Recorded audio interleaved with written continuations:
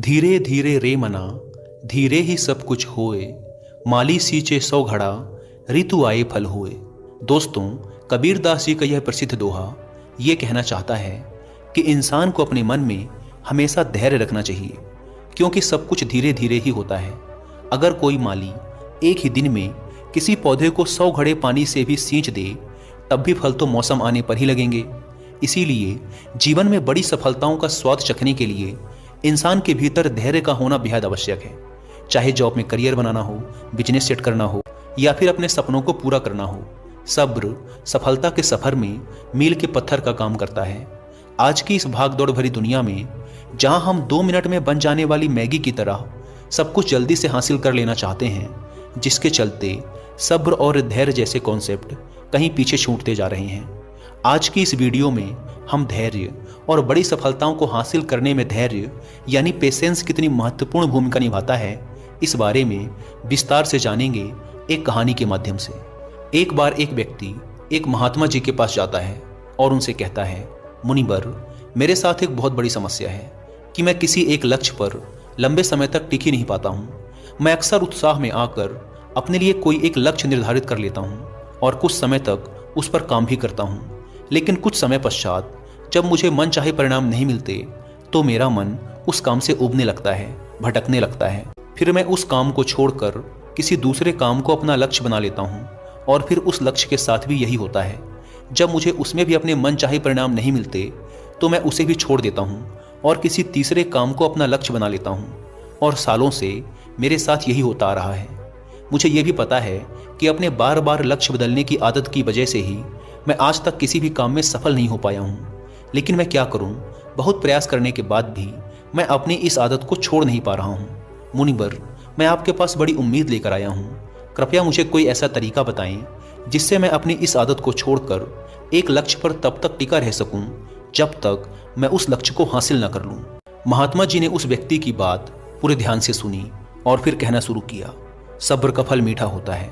यह प्रसिद्ध मुहावरा तो तुमने सुना ही होगा, जिसका अर्थ है धैर्य के साथ काम करने से परिणाम अच्छे मिलते हैं। लेकिन ये जरूरी तो नहीं कि परिणाम हर बार हमारी उम्मीद के अनुसार और अच्छे ही हों। बहुत बार ऐसा होता है कि हमारी सारी कोशिशों के बावजूद कुछ न कुछ कमी रह जाती है और परिणाम हमारी उम्मीदों को पूरा नहीं करता। ऐसी स्थिति में ज़्यादातर लोग अपना धैर्य खो देते हैं, जबकि ऐसे समय में ही इंसान के धैर्य की असली परख होती है। सब्र का टूट जाना अक्सर एक आम बात है, और ये तब होता है जब चीज़ें उतनी जल्दी नहीं होती जितना हम चाहते हैं। लेकिन यह आदत आम बात तभी तक है जब एक निश्चित समय के लिए हो और इससे होने वाले नुकसान कम हो। बार बार और जल्दी जल्दी अपने धैर्य को खोना हमें शारीरिक और मानसिक रूप से नुकसान पहुंचाता है। साथ ही यह हमारे सामाजिक जीवन को भी बर्बाद कर सकता है, क्योंकि बार बार अपना सब्र खोने से लोगों का हम पर से विश्वास पूरी तरह खत्म हो जाता है। जाहिर सी बात है, ऐसी मानसिकता के साथ तुम अपने लक्ष्य पर केंद्रित कैसे रह पाओगे। और आज के इस भागदौड़ भरी जिंदगी में जहां मन को भटकाने वाली इतनी सारी चीजें हैं, ऐसी स्थिति में लंबे समय तक किसी एक काम पर अपने ध्यान को लगाए रख पाना मुश्किल होता जा रहा है। तो फिर इसका समाधान क्या है?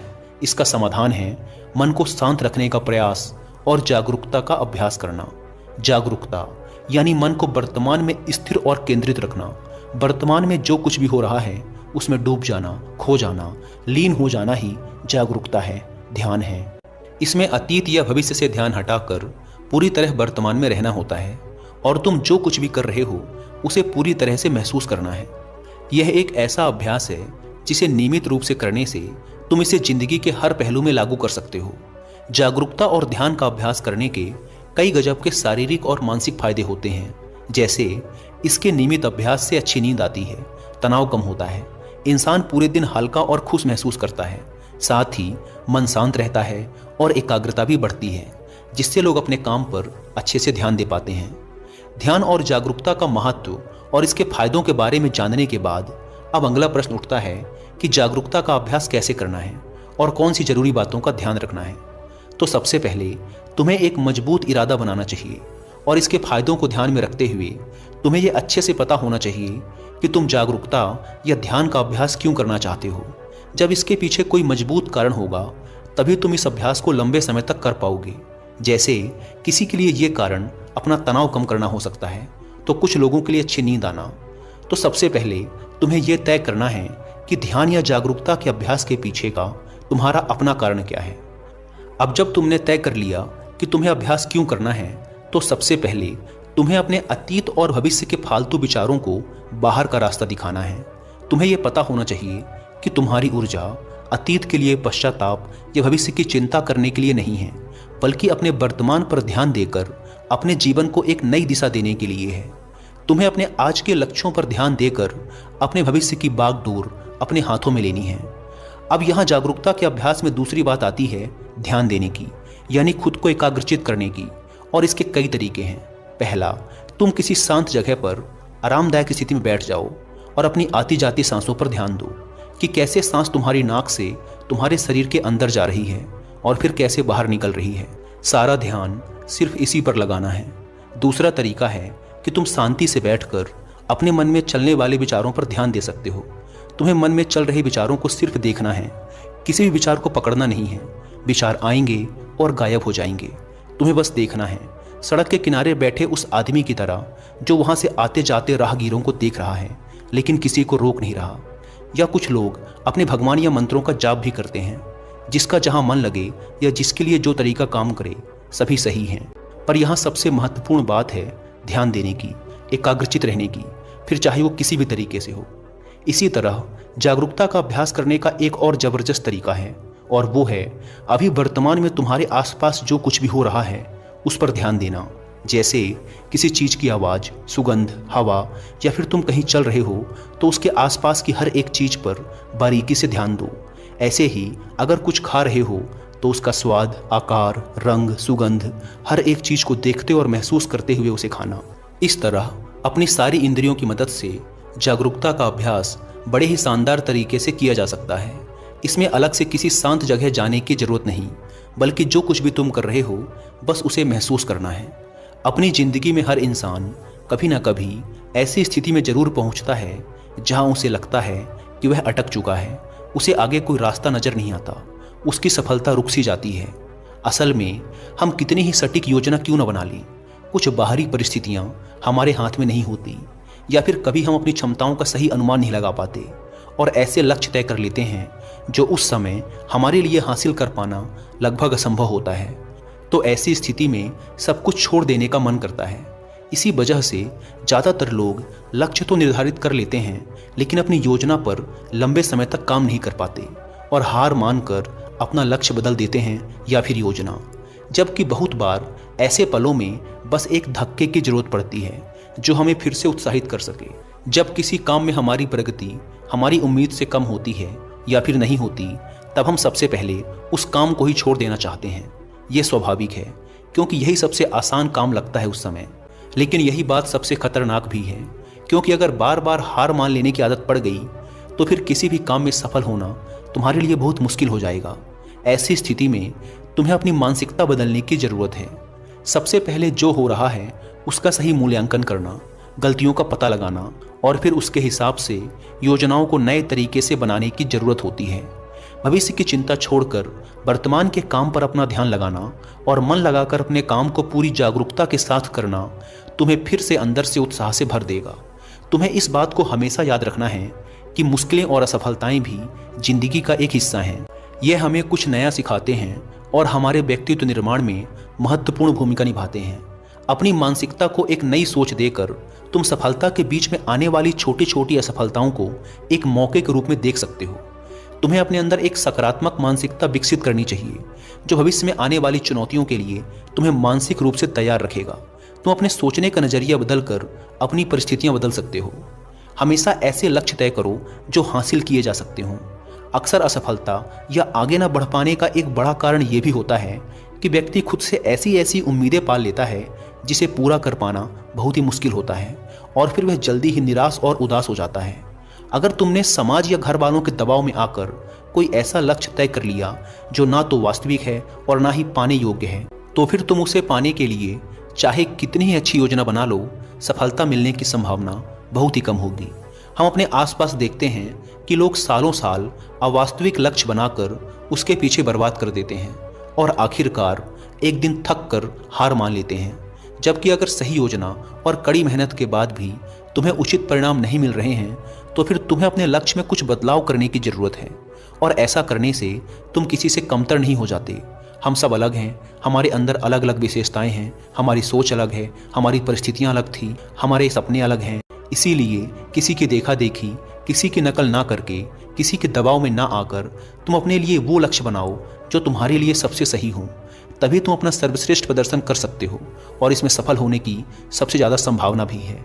जब लोगों को उम्मीद के अनुसार परिणाम नहीं मिलते तो वो भूल जाते हैं कि उन्होंने ये लक्ष्य क्यों बनाया था। अपने लक्ष्य हासिल करने के लिए जब हम योजना बनाते हैं तो इसके पीछे दो प्रमुख कारण होते हैं, एक आंतरिक और दूसरा बाहरी। जब किसी भी काम में प्रगति धीमी पड़ जाए या तुम्हारा आगे उस काम को करने का मन ना करे या फिर तुम हार मान लो कि अब मुझसे नहीं होगा, ऐसी स्थिति में तुम्हें अपने क्यों को याद करना है कि तुमने ये लक्ष्य क्यों बनाया था। खुद को याद दिलाना है कि अगर तुम हार मान लोगे तो इससे तुम्हारे अपने और तुमसे जुड़े लोगों के जीवन पर क्या प्रभाव पड़ेगा। अपने लक्ष्य के पीछे के मजबूत कारणों को याद करना तुम्हें ऐसी स्थिति में हौसला देगा जब तुम हार मानने वाले होगे। हमारी उम्मीद यह बताती है कि जो काम हम कर रहे हैं उसका परिणाम कैसा होना चाहिए। हम कितनी और कैसी उम्मीद रखेंगे यह बहुत सी चीज़ों पर निर्भर करता है, जैसे हमारे अतीत के अनुभव, समाज की राय, बाहरी परिस्थितियां इत्यादि शामिल हैं।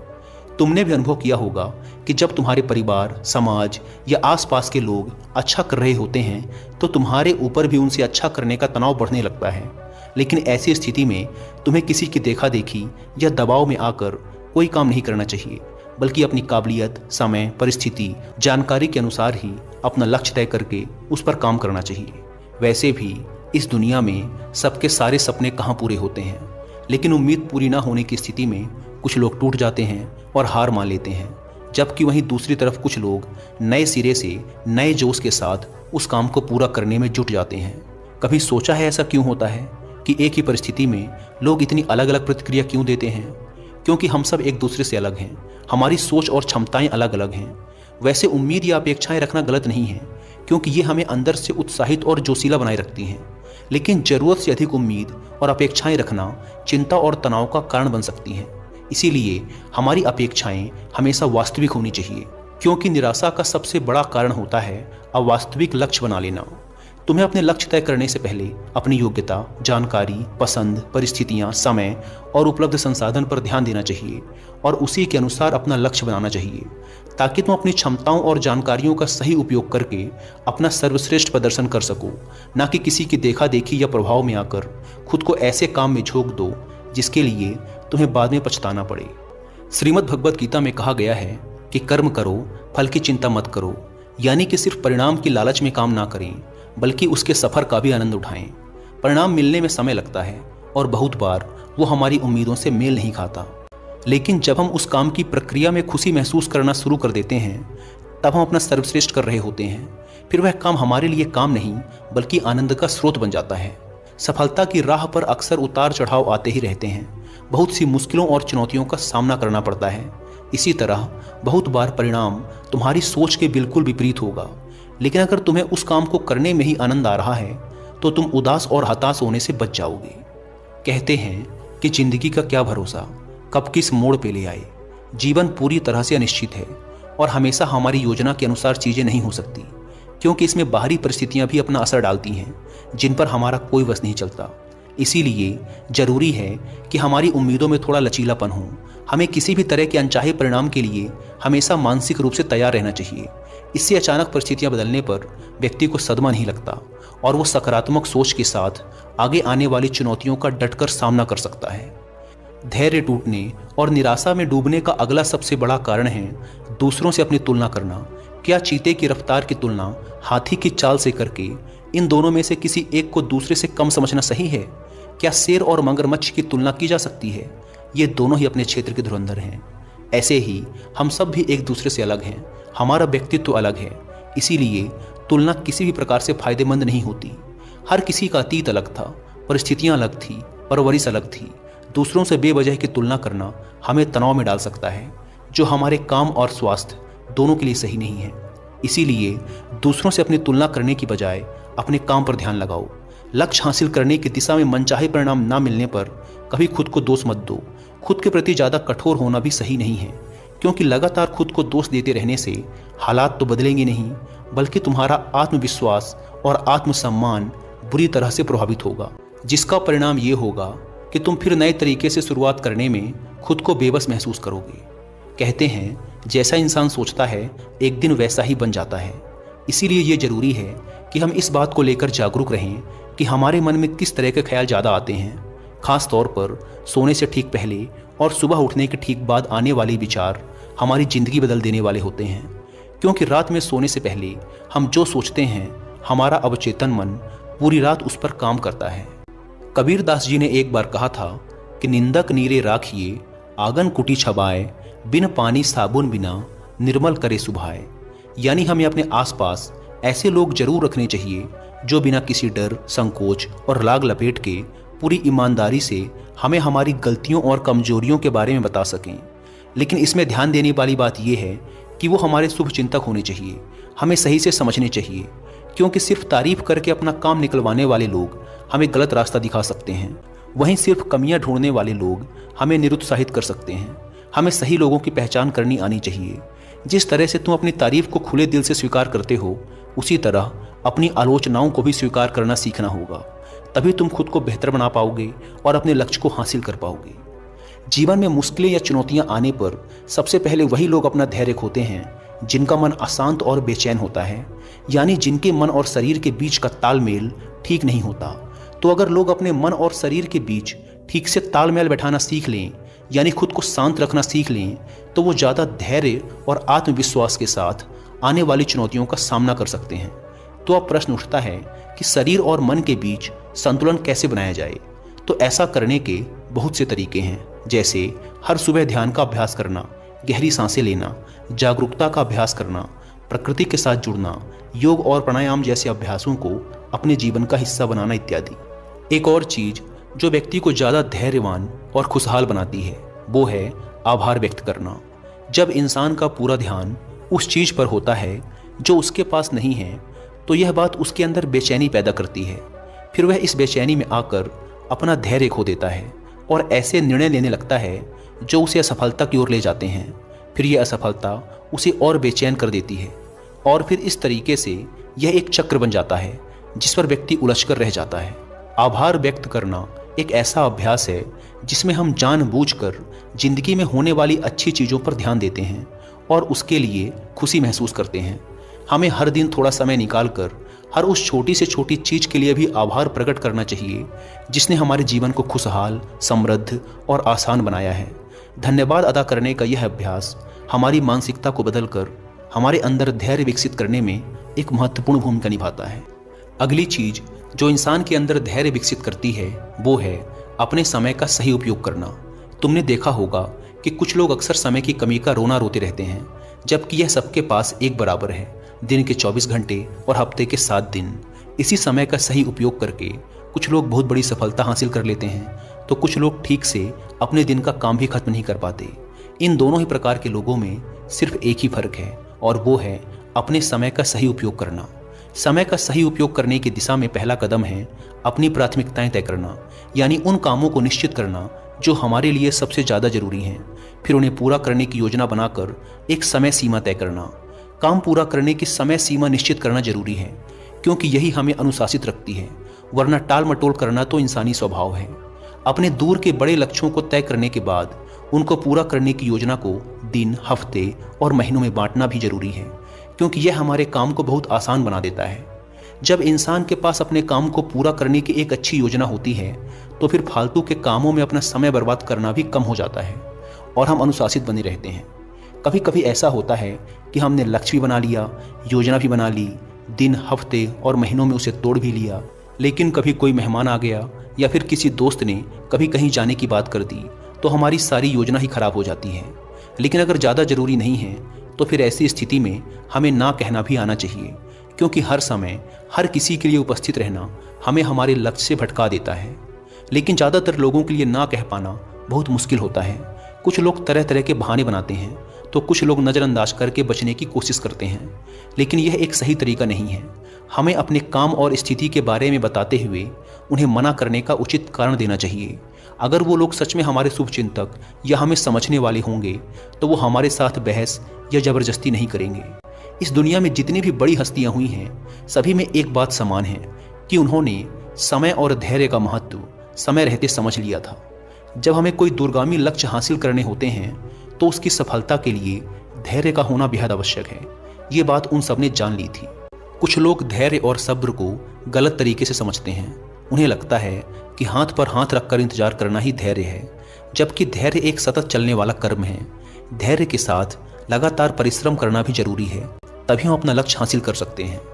लक्ष्य हासिल करने की दिशा में धैर्य को विकसित करने के लिए कुछ बातों को ध्यान में रखना बेहद जरूरी है। जल्दबाजी में निर्णय लेने पर ज़्यादा संभावना है कि हमारा निर्णय गलत दिशा में होगा। इसीलिए कोई भी निर्णय लेने से पहले इसके फायदे और नुकसान पर सोचना और उसके बाद सही से निरीक्षण करके उचित निर्णय लेना ही निर्णय लेने का सही तरीका है। लेकिन इतनी लंबी प्रक्रिया के लिए हमारे अंदर धैर्य होना चाहिए। हमें तुरंत परिणाम हासिल करने के चक्कर में जल्दबाजी नहीं करनी चाहिए, क्योंकि छोटा रास्ता कभी सही नहीं होता। भावनाओं में बहकर निर्णय लेना भी खतरे से खाली नहीं होता। अगर धैर्य के साथ सभी उपलब्ध विकल्पों के बारे में अच्छे से जानकारी लेकर अपनी समझ का सही उपयोग करके उसमें से अपने लिए सही निर्णय लेते हैं तो हमारी सफलता की संभावना सबसे ज़्यादा होती है। और जब किसी काम की शुरुआत इस तरीके से होती है तो समझो आधा काम पूरा हो गया। हमें लक्ष्य हासिल करने के लिए लगातार कोशिश करने और एकाग्रचित बने रहने की जरूरत होती है। जब हमें तुरंत परिणाम नहीं मिलता तो भटकाव आसान हो जाता है। कुछ लक्ष्य ऐसे होते हैं जिनके लिए कितना ही प्रयास कर लिया जाए, लेकिन उन्हें एक निश्चित समय के बाद ही हासिल किया जा सकता है। लेकिन इतने समय तक लक्ष्य की तरफ केंद्रित रहना आसान काम नहीं। इसके लिए सही योजना, दृढ़ इच्छा शक्ति और धैर्य की जरूरत पड़ती है। धैर्य हमें अनुशासित भी बनाता है और काम के बीच में भटकाव और चिंता से दूर रखता है। तुरंत मिलने वाले परिणाम हमें और जल्दी हासिल करने का लालच देते हैं। इससे होता यह है कि हम जो भी छोटी छोटी सफलता या लक्ष्य हासिल करते हैं उसके लिए खुश होना भूल जाते हैं, जिससे हमारे अंदर उस छोटी सफलता का उत्साह नहीं आ पाता और हम उसी तनावपूर्ण स्थिति में बने रहते हैं जो काम के बीच में होती है। बूंद बूंद से ही सागर बनता है। हर काम के लिए एक निश्चित समय लगता है। बदलता मौसम भी इस बात को सिद्ध करता है। बड़े और महत्वपूर्ण लक्ष्यों को हासिल करने में समय, दृढ़ता और धैर्य लगता है। बड़े लक्ष्य के लिए बड़े धैर्य की भी जरूरत पड़ती है, क्योंकि धैर्य हमें डटे रहने में मदद करता है। ऐसे समय में जब कोई परिणाम मिलता ना दिखाई दे, धैर्य हमारी निराशा को दूर करता है और हौसला बढ़ाता है, जिससे हम अपने लक्ष्य को हासिल करने की दिशा में लंबे समय तक पूरी दृढ़ता और आत्मविश्वास के साथ लगे रहते हैं। इतना कहने के बाद महात्मा जी ने अपनी बात समाप्त की और वो मौन हो गए। उस व्यक्ति को भी धैर्य और सफलता प्राप्ति में धैर्य के महत्व का अर्थ पता चल चुका था। उसने इस जानकारी के लिए महात्मा जी का धन्यवाद किया और वहाँ से चला गया। दोस्तों, मुझे उम्मीद है कि आपको भी इस वीडियो से काफ़ी कुछ सीखने को मिला होगा। धन्यवाद।